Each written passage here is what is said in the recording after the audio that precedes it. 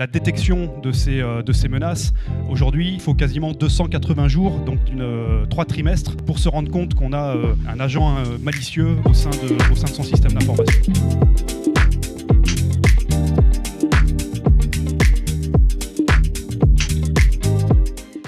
Allez, bonjour à tous.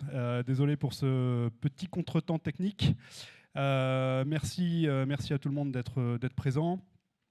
Si vous êtes présent sur cet atelier, c'est que vous êtes soit une collectivité, soit un donneur d'ordre public, et vous êtes concerné par les problématiques de cybersécurité. C'est ce qu'on va essayer de vous présenter aujourd'hui dans les 3 quarts d'heure de cette présentation.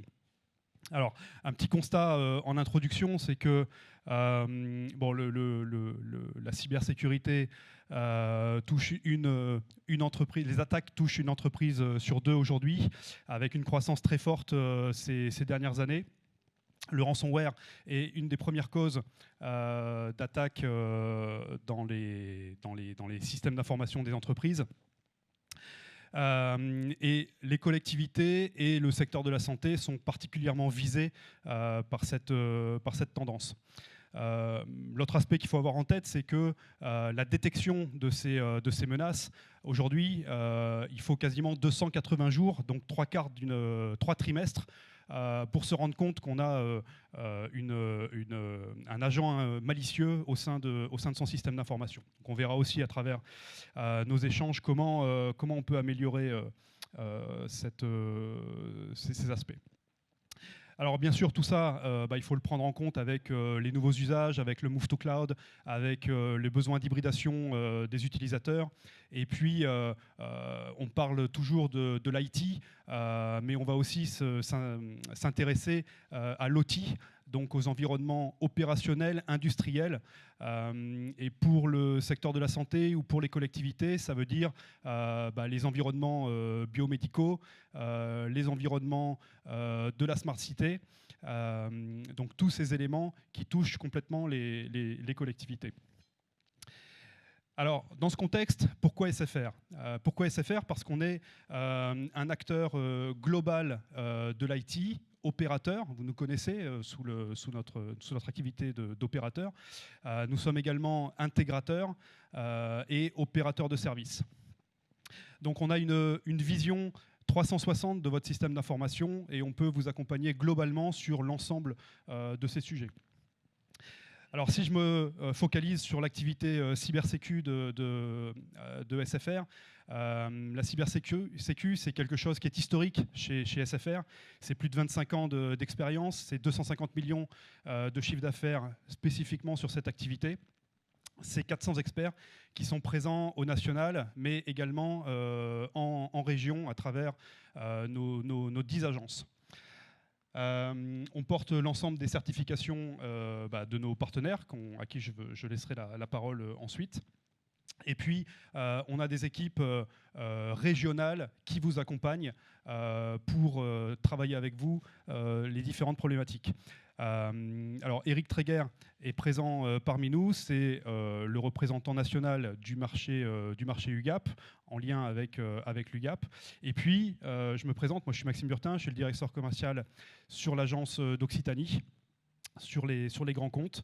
Et je suis accompagné des référents techniques du marché UGAP, que sont Bertrand Dubois, Bertrand Dubois et Arnaud Boisman-Sablérol, pour la définition d'architecture, et d'Olivier Thébault pour la chefferie de projet.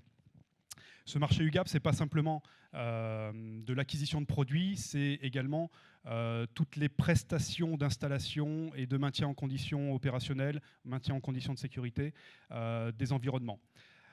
SFR, c'est plus de 27 000 jours hommes de projets par an. Donc on a la dimension pour adresser des projets pour l'ensemble des collectivités, qu'elles soient nationales, que ce soit des ministères, jusqu'à la communauté de communes. C'est également plus de 500 000 équipements qui sont gérés en maintenance, donc plus de 20% à l'international et dans les dom-tom, dans les DROM. Et c'est plus de 20 000 équipements dans nos stocks de spares. Voilà.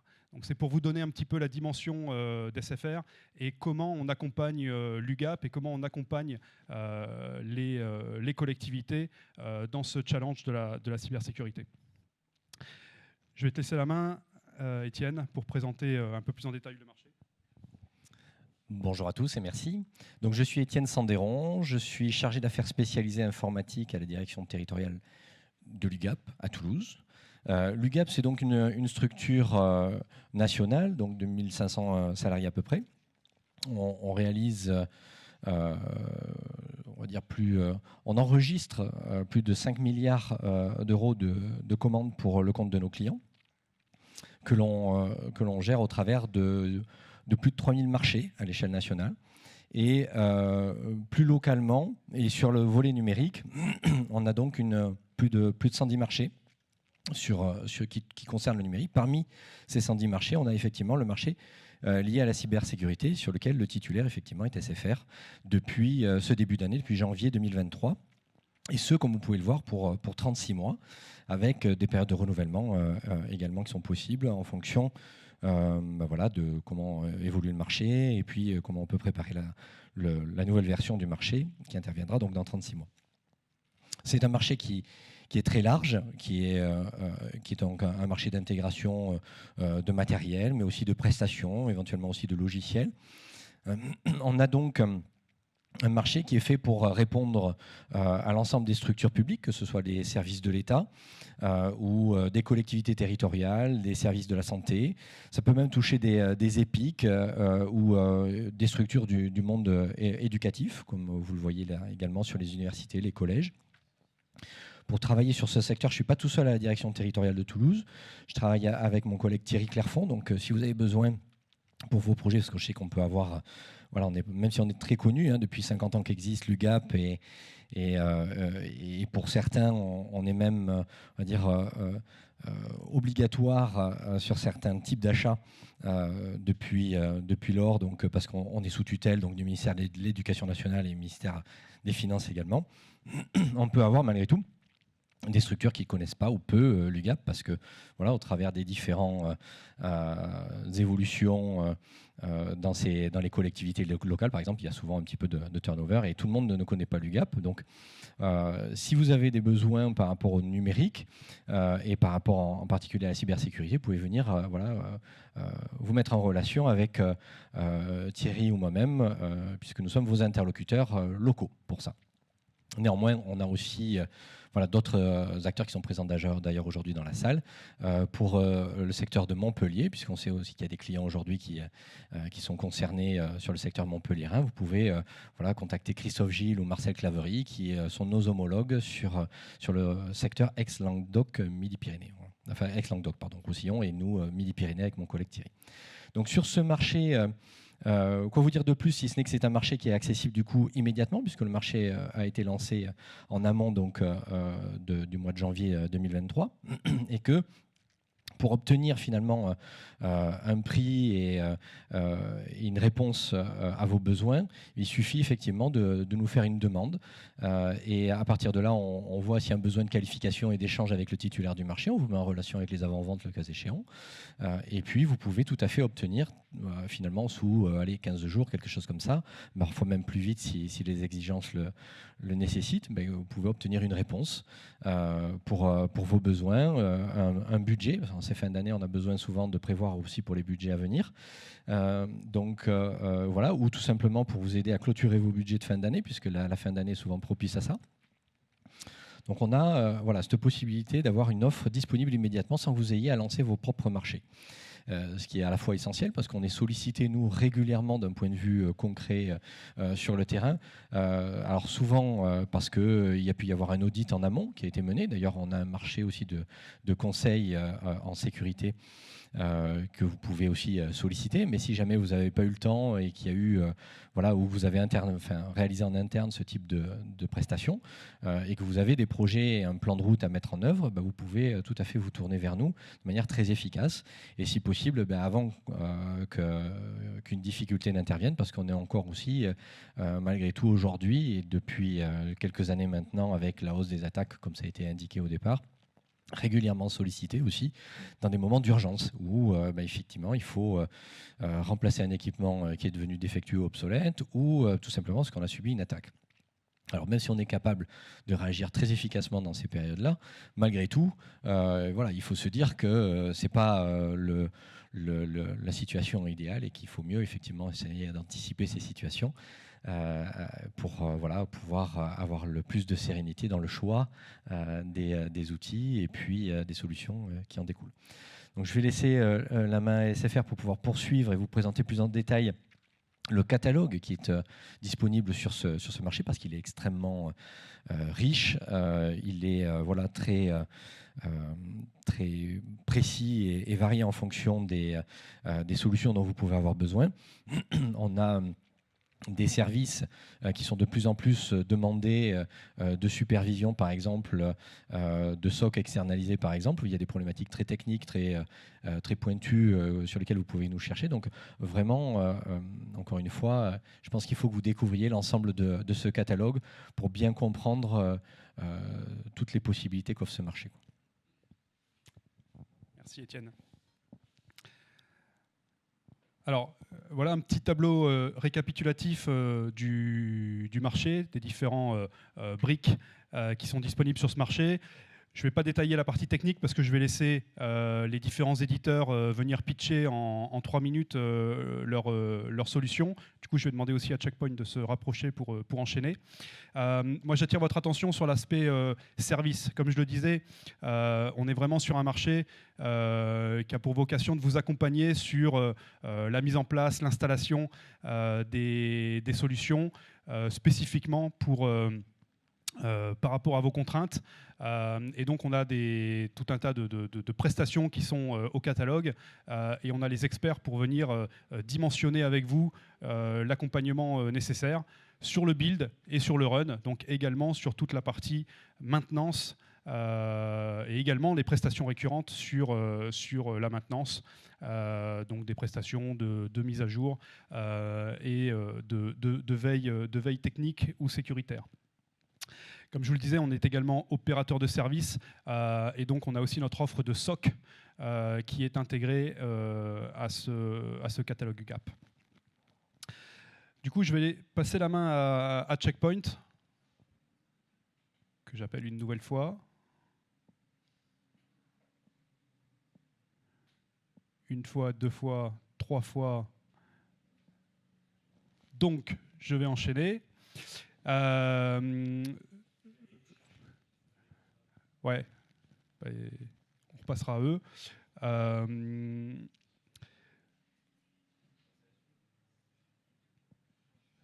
Vos interlocuteurs Checkpoint sont présents sur le slide et on échange avec eux régulièrement pour dimensionner les offres qui sont donc au catalogue.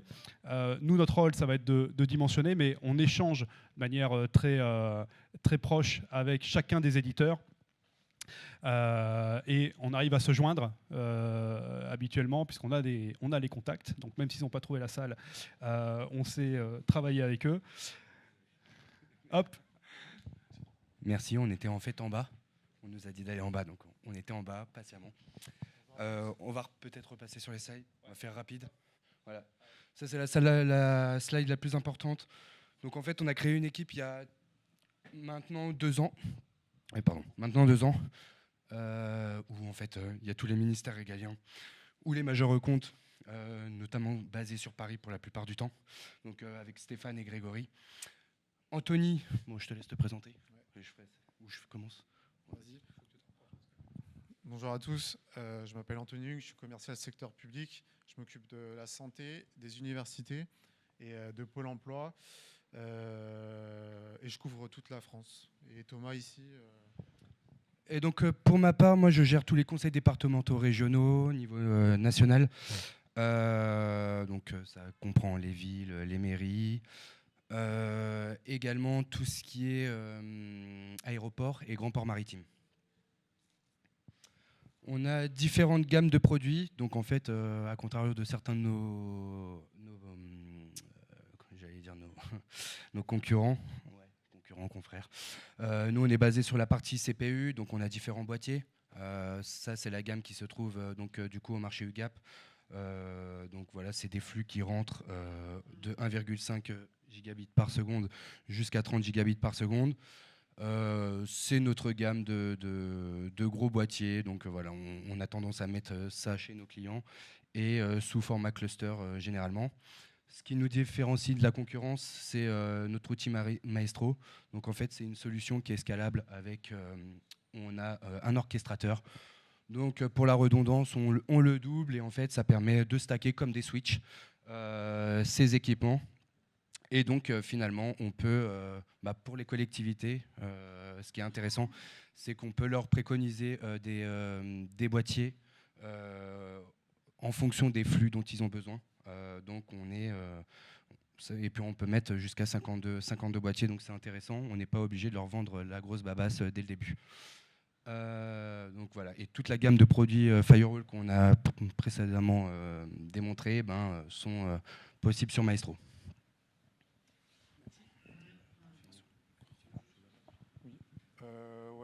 Alors là, la slide, c'est sur la certification ANSI. On est certifié ELA 4+, critères communs, certification de niveau 2, à travers une entité aux Pays-Bas. Donc là, vous avez tout à l'écran. Donc voilà.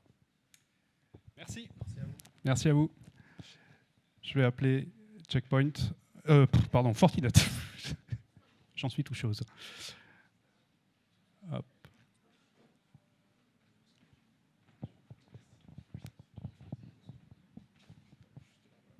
Bonjour à tous. Merci pour votre présence aujourd'hui. Donc Marion Guédon. Donc moi je m'occupe des marchés nationaux chez Fortinet, donc de l'UGAP, qui est notre plus gros marché chez Fortinet. Et je suis accompagnée aujourd'hui de Cédric Biget, qui est un peu la tête pensante pour tout ce qui est technique et toutes les vraies questions. C'est plutôt sur le monsieur qu'il faut les poser. On est présent sur le Low Firewall, comme le présentait Maxime. Donc nous, on a nativement la fonction SD-WAN. Donc voilà, on a plein de choses qui sont incluses dans nos boîtiers. On va vous la faire courte pour aujourd'hui, mais voici tout ce qui est inclus dans nos boîtiers Fortinet, avec notre boîtier en plein milieu. Mais voilà, il y a un peu tout qui est inclus. Donc n'hésitez pas, si vous avez des questions plus techniques, on pourra rentrer dans le détail. Là, le but, c'était juste de vous présenter et vous donner envie de venir nous voir en bas. Je laisse la parole à monsieur. Qui ne sont pas passées, c'est pas grave. Donc effectivement, bonjour à tous, Cédric Biget. Donc le but c'est quoi? C'est d'avoir l'ensemble des services que vous allez retrouver dans notre firewall, bien évidemment sur toute la partie next-gen firewalling, mais également tous les autres services qu'on propose dans nos boîtiers, avec une force de frappe qui est celle de Fortinet, d'avoir plein de choses, une force de frappe énorme sur le marché, notamment avec un catalogue qu'on a qui s'appelle FortiGuard. C'est un catalogue de connaissances sur l'ensemble des malwares qu'on peut rencontrer. Et vu qu'on a une grosse force de frappe au niveau de nos boîtiers, ce catalogue est assez complet. Et puis, deuxième avantage aussi marquant sur l'ensemble de nos boîtiers, c'est les ASIC qu'on a. Donc, maîtriser la chaîne de bout en bout, depuis la partie logicielle jusqu'à la partie matérielle. Vraiment, une visibilité totale que vous avez sur le boîtier, tant sur la partie logicielle que matérielle. Et bien évidemment, avec une gestion totalement centralisée pour avoir une visu centralisée sur cette partie management et pour aider vos équipes d'avoir un seul point d'entrée unique pour, bien évidemment, les services de firewalling, mais tous les autres services qu'on propose à l'intérieur du boîtier, vous l'aurez compris. Dernière chose, sur d'autres marchés sur lesquels on est présent, autre lot sur lesquels on est présent, sur la partie NAC, donc NAC Network Access Control. Donc cette partie NAC, aujourd'hui, à quoi elle va vous servir? Tout simplement à avoir, premièrement, une grosse visibilité sur l'ensemble du réseau. Et une visibilité sur l'ensemble du réseau, là où c'est important, c'est qu'on va avoir une visibilité totale sur un réseau qui peut être hétérogène. C'est là où ça va être le plus intéressant. Donc, ce n'est pas forcé d'être du Fortinet. On aimerait bien, mais ce n'est pas forcément que du Fortinet chez les clients. Donc, bien, on va pouvoir avoir cette visibilité totale et après contrôler les utilisateurs et leur accès directement grâce à la solution. Donc, que ce soit un accès Wi-Fi, que ce soit un accès filaire ou que ce soit un accès derrière un VPN, eh bien, on va pouvoir nativement aller chercher cet utilisateur et l'orienter vers le bon secteur réseau. Et puis surveiller surtout cet utilisateur tout au long de sa vie sur le réseau, puisque au fur et à mesure de l'utilisateur, il peut se déplacer, il peut remonter un autre VPN, il peut aller chercher d'autres choses. Eh bien, cette partie NAC va continuer à surveiller cet utilisateur et puis l'affecter au bon secteur correspondant en fonction de son état, en fonction de ce qu'il va chercher ou en fonction de la personne qui utilise le device derrière. Je vous remercie. Merci. Ils sont déjà là, c'est merveilleux. Merci Maxime, bonjour à tous. Là, t'es commande. Parfait, donc je me présente, je suis Fabien Debuire, un local. Donc chez Stormshield, on adresse le marché UGAP au travers de nos représentations locales. L'agence commerciale est basée à Toulouse, on adresse tout Nouvelle-Aquitaine et Occitanie. C'est assez simple. Un direct touch, Michael, moi je m'occupe des partenaires et tout ce qui va être compte non listé. Et on a avec nous deux avant-ventes qui nous aident vaillamment sur nos clients. Stormshield, qui on est, pour ceux qui ne nous connaîtraient pas, on est un acteur de la cyber français européen. On travaille en main à main, je dirais, avec l'ANSSI depuis de nombreuses années. Et au-delà des certifications internationales, les fameux EAL 3+, EAL 4+, on est engagé dans des parcours de certification et au-delà de ça, de qualification avec l'ANSSI. On est leader naturellement sur tout ce qui va être défense et public, de par nos qualifications ANSSI. Le fait d'être un acteur français fait aussi de nous un acteur assez pertinent, que ce soit sur la partie support, parce qu'il n'y a pas de différenciation, on va dire, de manière de travailler, on a la même logique avec nos clients français. Et sur la partie R&D, parce que tout simplement, il y a certaines fonctionnalités qui sont propres au marché français, qu'on a capacité d'implémenter, là où pour d'autres acteurs, le marché français n'est pas assez, on va dire, intéressant pour venir dessus. On reste une société à taille humaine, 450 employés. Pour autant, on n'a pas à rougir, on adresse au niveau mondial 20 000 clients par an. Et le dernier point qui est important pour nous, c'est que tout notre business étant fait au travers de partenaires, l'UGAP est fait au travers de SFR, qui est un de nos top 5 partenaires, et un partenaire plus que reconnu, parce qu'ils ont le plus haut niveau de certification technique, à savoir ce qu'on appelle chez nous le niveau Platinum. C'est important parce que nous, les niveaux de certification sont purement dépendants des points techniques. Il n'y a pas de niveau d'engagement de CA, ce genre de choses. Donc on peut vraiment dire que SFR est un partenaire très pertinent sur le marché. Qu'est-ce qu'on fait ? On fait des boîtiers UTM, donc c'est des tout-en-un de la sécurité. Donc on sait adresser des marchés qui vont de la TPE, PME avec des boîtiers évolutifs, le 220 qui évolue en 320, et on va jusqu'au data center avec les 6100. En fonction des besoins des clients et du segment à sécuriser, on peut aller sur de la machine virtuelle également, qu'on va savoir déployer un peu partout comme vous voyez, mais on peut aller aussi également sur des boîtiers un peu plus spécialisés, donc les boîtiers endurcis, qu'on va savoir projeter au pied typiquement d'une armoire électrique quand on va vouloir sécuriser un lien sur un château d'eau par exemple. En transverse, firmware unique, qui adresse à la fois l'IT et l'OT sur tous les équipements. Il n'y a pas de différenciation entre le SNI 20 et le SNI 6100. Et une console de gestion centralisée qui est au marché UGAP. Dans les fonctionnalités, je ne vais pas vous faire mal à la tête avec tout ça. Vous les aurez dans les slides. Je vais faire rapide, je vais m'arrêter sur 3 fonctionnalités qui sont assez différenciatrices. La première, sur la partie VPN SSL et TOTP, tout est inclus dans nos boîtiers, il n'y a pas de notion de licence complémentaire. Donc c'est assez différenciateur, c'est assez apprécié de nos clients en général. Deuxième fonctionnalité différenciatrice, c'est le sandboxing. Là où chez certains de nos concurrents, on ne sait pas trop où vont partir les données pour analyse. Chez nous, ça part à Lyon, dans nos data centers, pour une analyse. Donc c'est assez maîtrisé. Et enfin, pour terminer sur les fonctionnalités qui vont être assez pertinentes, c'est la partie OT, protocole industriel, parce qu'aujourd'hui, comme l'a dit Maxime dans l'introduction, au-delà de la partie sécurisation IT, sur laquelle vous avez tous un firewall, vous avez tous une chaîne de liaison de sécurité. Sur la partie OT, quand on va parler à un centre hospitalier de ces automates qui vont gérer le vide de l'électricité, par exemple, on ne pense pas forcément à aller projeter de la sécurité. Sur cette partie-là OT, c'est un vrai sujet qu'on a adressé un peu de manière différente de nos concurrents. C'est-à-dire que nous, on allait faire des partenariats avec les gens qui ont fait le marché. Donc on sait parfaitement s'intégrer et comprendre ce qui se passe sur l'OT, au-delà de simplement détecter les protocoles OT. J'en ai fini. Merci.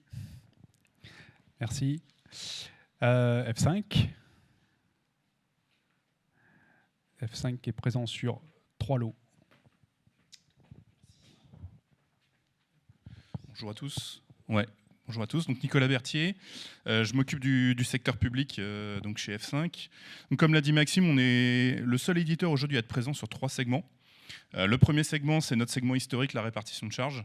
Donc aujourd'hui, sur tout ce qui va être collectivité, le besoin de répartition de charges n'est pas forcément la demande, vous ne gérez pas forcément des trafics énormes. Par contre, ce qui va vous intéresser un peu dans la continuité, c'est pour ça qu'on est au marché cybersécurité, c'est plutôt de la sûreté de fonctionnement. J'ai un incident sur une machine applicative, j'ai une mise en maintenance à gérer, j'ai des patchs à passer, j'ai tout un certain nombre de choses qui peut générer une interruption de service.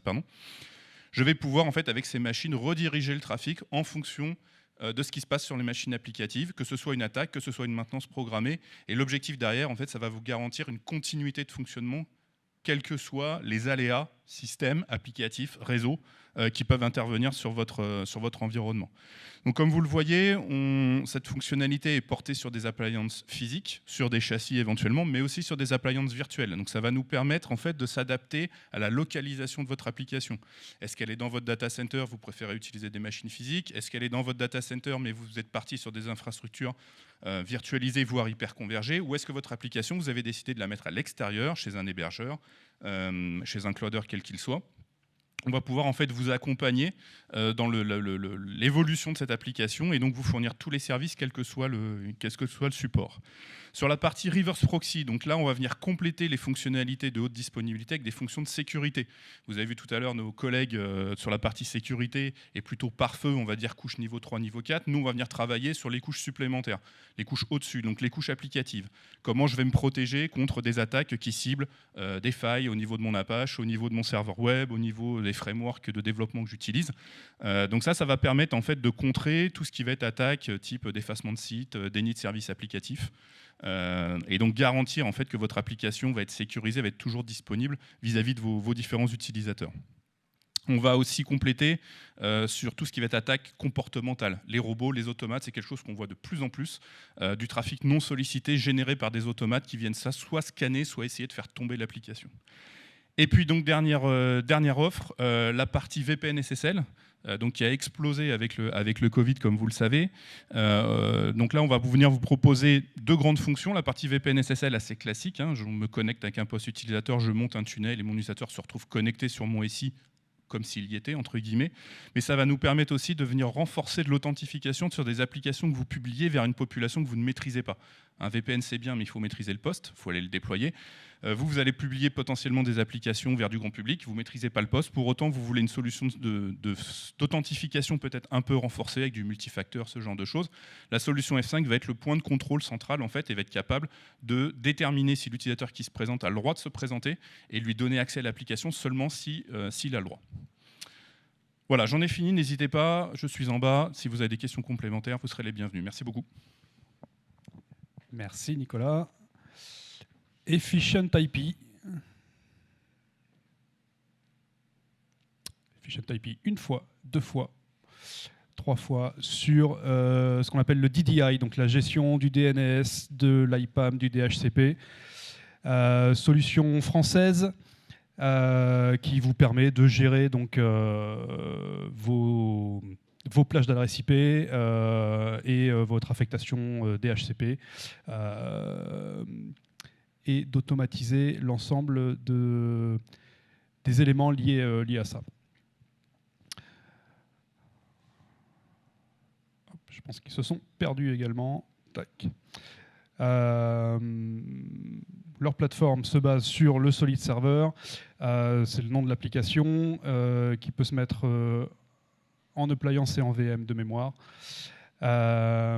Et qui va permettre de gérer toute la politique sur le DNS. Tchic. Hop. Ouais. Tac. Est-ce que tu voulais rajouter quelque chose ?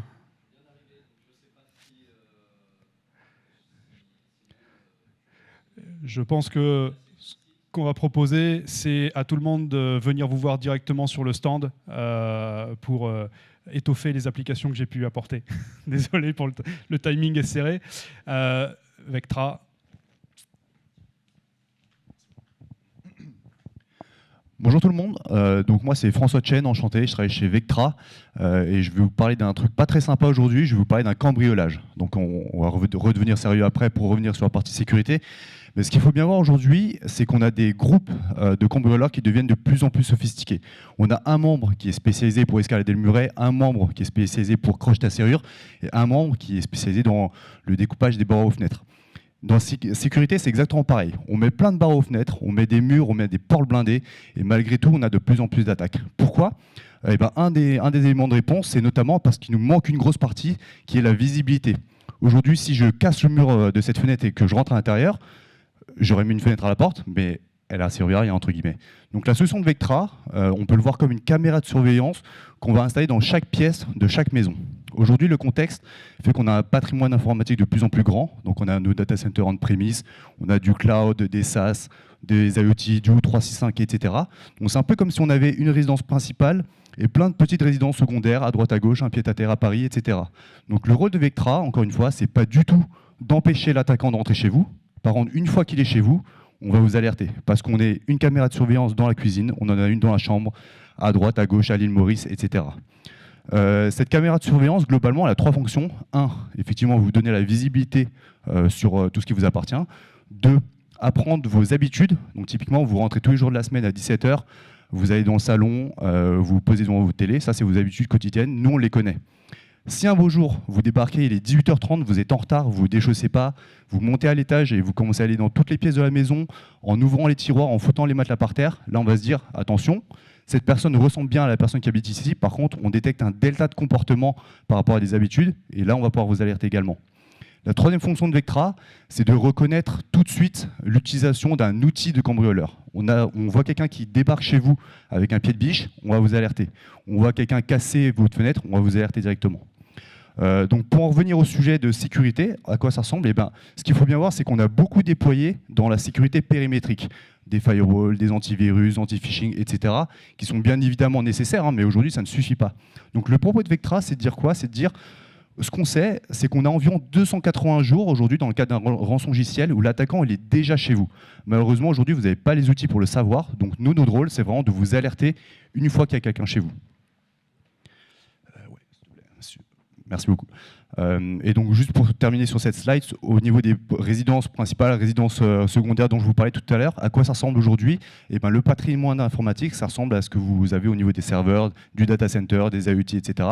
Mais ça ressemble aussi à ce que vous pouvez héberger sur du cloud public, de l'Office 365, des IoT et l'annuaire d'identité également. Donc, le rôle de Vectra, encore une fois, caméra de surveillance, oui.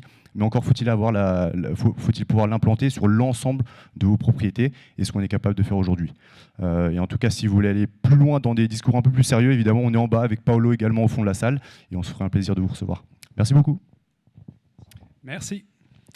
Je vais demander à Cyberizon et on enchaînera avec Netscope et Palo s'ils peuvent se rapprocher pour qu'on enchaîne et qu'on tienne le timing. Merci. Bonjour à tous, donc, moi je suis Benjamin Legré, donc je suis ingénieur avant-vente chez Cyberizon. Donc je suis présent en local sur Toulouse et avec mon collègue qui est en bas, on est en charge de tout le sud-ouest de la France. Donc du coup, on est vraiment des interlocuteurs locaux. Donc Cyberizon, qui on est ? Donc on est une solution aujourd'hui de protection du endpoint. Donc c'est la première fois qu'à ce marché UGAP, il y a une solution de protection endpoint qui est présente au catalogue. Donc c'est un petit peu la nouveauté de cette année. La solution de Cyberizon, elle est aujourd'hui leader au Magic Quadrant du Gartner après seulement 2 compétitions. Donc du coup c'est quelque chose qui est pareil, qui est assez nouveau. C'est une solution qui a été primée aux 2 derniers Mitre Attack. Donc du coup c'est des tests assez poussés et assez transparents des différentes solutions endpoint qui sont présentes aujourd'hui au niveau du marché. C'est une solution qui est en cours de certification CSPN, donc du coup le visa de l'ANSSI. Et c'est une solution qui est aujourd'hui extrêmement utilisée pour la sécurisation, notamment de la partie hospitalière, où on a aujourd'hui plus de 200 000 endpoints qui sont protégés par des solutions Cyberizon dans les hôpitaux français. Pourquoi tous ces clients-là ont choisi Cyberizon ? C'est pour plusieurs raisons. Donc déjà, on va être sur un agent EPP-EDR, donc vraiment la partie protection et la partie sonde intégrée au niveau de l'agent qui est présente de façon unique sur les machines du parc. C'est-à-dire que vous n'avez pas plusieurs agents à déployer, il n'y en a qu'un seul qui est extrêmement léger. Si jamais vous êtes déjà engagé avec une solution de prévention, on a la possibilité de venir juste coupler la sonde EDR en plus de l'outil de prévention pour avoir de la visibilité. Donc on est compatible vraiment avec aujourd'hui toutes les solutions EPP du marché que vous pouvez connaître au travers de marchés publics que vous avez pu faire l'acquisition ou autre. On va avoir un système de remédiation EDR qui va être intelligente et multimachine, c'est-à-dire qu'on ne va pas travailler sur une multitude d'alertes qui sont allées triguées par les analystes au niveau de la console. C'est vraiment une solution qui va pouvoir regrouper des opérations malicieuses pour pouvoir permettre aux gens qui sont derrière les consoles de gagner du temps. On va également avoir donc une corrélation qui va être faite par design sur un groupe d'alertes au niveau des machines et des utilisateurs. On va avoir une console qui est très orientée sécurité, qui n'est pas orientée gestion de parc. Vous allez avoir l'intégralité de vos assets, c'est vraiment de l'opérationnel. On va avoir une très faible empreinte au niveau des machines avec moins de 3% de consommation de CPU en moyenne et une empreinte réseau qui est extrêmement très faible, donc notamment pour les collectivités qui ont des bandes passantes qui sont limitées. C'est une solution qui correspond parfaitement. Vous allez avoir une très large couverture d'OS. Donc aujourd'hui, c'est quelque chose qui est très important d'avoir une large couverture d'OS. Je ne sais pas si vous pouvez revenir sur le slide, merci. Une très large couverture d'OS qui va partir de Windows XP et des serveurs 2003. Donc c'est aujourd'hui assez unique sur le marché. Un très faible faux positif. Et la particularité, c'est qu'au niveau du Gartner, dans les leaders, on est le seul à avoir la capacité de se déployer on-premise ou dans le cloud. Voilà, je vous remercie. On est disponible également en bas pour avancer. Merci Benjamin. Netscope. Bonjour tout le monde, Skander Essid, je représente aujourd'hui Netscope. Netscope est une solution qui évolue dans le segment du SSE, à savoir déporter la partie sécurité auprès de l'utilisateur et autour de la data. Donc, le cœur de métier de Netscope, c'était la visibilité et le contrôle sur les ressources cloud. C'est comme ça que ça a commencé en 2012. Et ils ont amené cette expertise, peu à peu, ils l'ont imbriquée dans la partie proxy. Et donc, l'offre aujourd'hui de Netscope comprend majoritairement la partie proxy cloud, avec le CASB intégré dedans, ainsi que différents moteurs tels que la DLP pour la protection de la data, la threat protection, ainsi de suite. Donc, il y a différents cas d'usage qu'on adresse avec Netscope aujourd'hui, notamment sur le marché public, comme par exemple avec les CD, la protection des terminaux et le traitement du cyberharcèlement auprès des établissements scolaires sur les terminaux qui sont fournis aux étudiants, ainsi que la prévention de la fuite de données auprès des établissements hospitaliers et de santé. Donc, l'offre de Netscope comprend aujourd'hui...